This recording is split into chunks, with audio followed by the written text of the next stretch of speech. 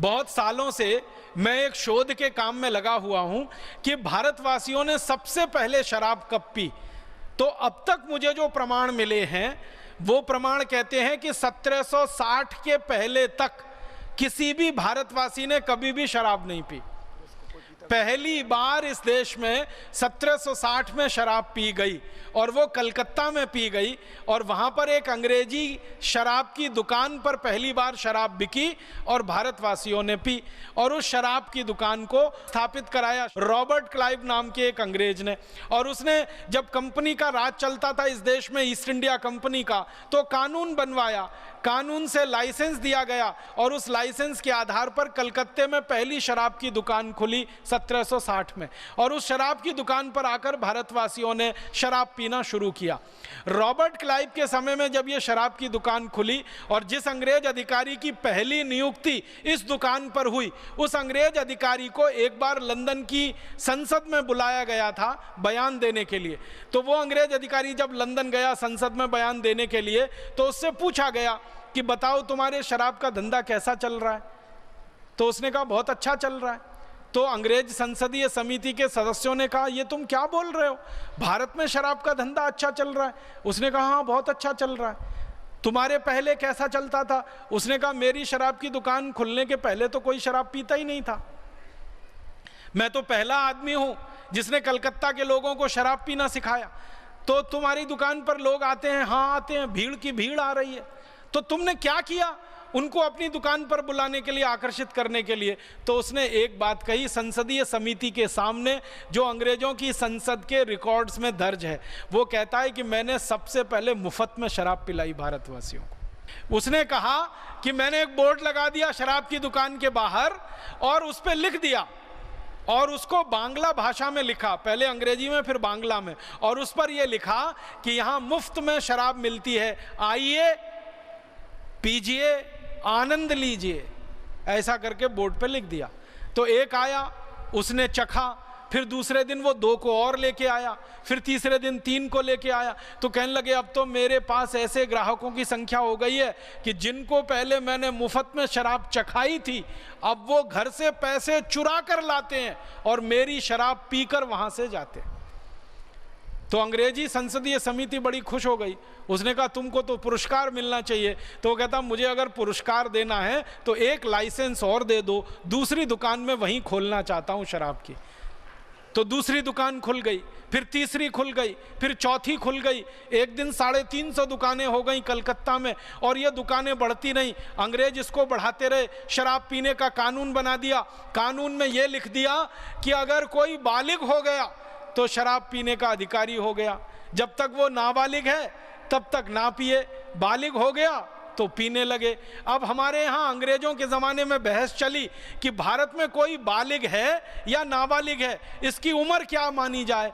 तो आपको सुनकर हैरानी होगी, मैं सबको बताना चाहता हूँ कि सालों साल अंग्रेजों ने बालिग होने की उम्र 14 साल रखी, फिर उसको 16 साल किया, फिर आते आते वो 18 साल हो गई। माने थोड़े समय तक ये था कि 14 साल के ऊपर हो जाए तो शराब पी ले। तो अंग्रेजों को पूछा गया कि तुमने ये 14 साल कैसे रख दिया? तो उन्होंने कहा हमारे इंग्लैंड में 14 साल में सब शराब पीने लगते हैं तो हमने भारत में भी रख दिया। आप जानते हैं इंग्लैंड में 12-14 साल के बच्चे शराब पीने लगते हैं क्योंकि उनके माता पिता पीते हैं, देख देख के वो भी पीने लगते हैं। यूरोप में भी 12-14 साल में शराब पीने लगते हैं। तो चूंकि यूरोप और इंग्लैंड में 12-14 साल में शराब पीने लगते तो भारत में भी वही उम्र उन्होंने रख दी। फिर थोड़े दिन बहस होकर 16 साल किया, फिर उसको 18 साल कर दिया। अब भारत सरकार को क्या करना चाहिए था? आज़ादी मिलने के बाद ये कानून समाप्त कर देना चाहिए था, क्योंकि हमारे धर्म में, हमारी न्याय व्यवस्था में शराब पीना पाप है, अधर्म है और सबसे घृणित काम है। तो ये खत्म होना चाहिए था। लेकिन भारत सरकार तो काले अंग्रेजों ने चलाई ना। उन्होंने क्या किया कि ये शराब के कानून को और ज्यादा खुला कर दिया, और इतना खुला कर दिया कि पहले अंग्रेजों के ज़माने में जब शराब का कानून बना था ना, तो अंग्रेजों ने उस कानून में एक जगह ये लिखा हुआ था कि भारत में अगर कहीं मंदिर है, कहीं मस्जिद है, तो उसके दूर दूर 500 मीटर तक शराब की दुकान नहीं होनी चाहिए। अंग्रेजों ने कानून में ये लिखा। मंदिर है, मस्जिद है, गुरुद्वारा है, चर्च है, कोई धर्म स्थान है, उससे 500 मीटर दूर तक कोई शराब की दुकान नहीं होनी चाहिए। फिर इसी में अंग्रेजों ने एक और वाक्य जोड़ा था कि विद्यालय है, विश्वविद्यालय है, कॉलेज है, तो उसके दूर दूर 500 मीटर तक शराब की दुकान नहीं होनी चाहिए। इन काले अंग्रेजों ने तो उसको भी हटा दिया उसमें से। इन काले अंग्रेजों ने आज़ादी के बाद जो कानून बनाया है, अब वो कानून ये है कि मंदिर के सामने शराब की दुकान है, मस्जिद के सामने शराब की दुकान है, गुरुद्वारों के सामने शराब की दुकानें हैं, और खाली शराब की ही दुकानें नहीं है, उससे ज़्यादा और भी घृणित काम करने के दूसरे अड्डे वहाँ खोले हुए, जुए के अड्डे हैं, वैश्यावृत्ति के अड्डे हैं। ये अंग्रेजों का बनाया हुआ कानून है, और अंग्रेजों के बाद काले अंग्रेजों का बनाया हुआ कानून। परिणाम यह हुआ कि जिन अंग्रेजों ने एक शराब की दुकान खोली थी, आज इस देश में काले अंग्रेजों की मदद से लाइसेंसधारी शराब की दुकानें 32,000 हो गई हैं, और अगर आप बिना लाइसेंस वाली दुकानों को गिनेंगे तो वो 1 लाख से ज़्यादा हैं। गांव गांव शराब की दुकान खुल रही है। अगर आप कल्पना करिए 1 लाख शराब की दुकानें हैं, तो इसका माने भारत के हर 6 गांवों के बीच में एक शराब की दुकान है। अब काले अंग्रेजों की तैयारी चल रही है कि हर गांव में एक शराब की दुकान होनी चाहिए, माने हर गांव में 6,38,000 से ज़्यादा पूरे भारत में शराब की दुकानें होनी चाहिए, सारे देश को शराब में डुबो देना चाहिए। और इसकी नीति कई राज्यों में बनकर लागू हो रही है।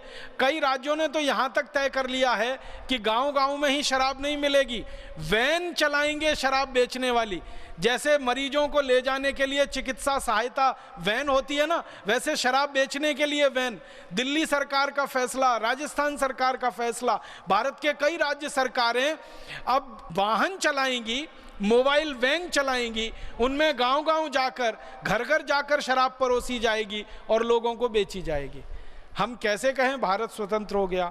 अंग्रेजों ने भारतवासियों को शराब में डुबोया तो उनके पीछे स्वार्थ था कि भारतवासी नशे के शिकार बने, इनको गुलाम बनाया जाए और लूटा जाए। अब आज़ादी के बाद के काले अंग्रेज भी भारतवासियों को शराब में ही डुबोना चाहते हैं, तो कैसे कहें देश स्वतंत्र है, देश स्वाधीन है, देश आज़ाद है?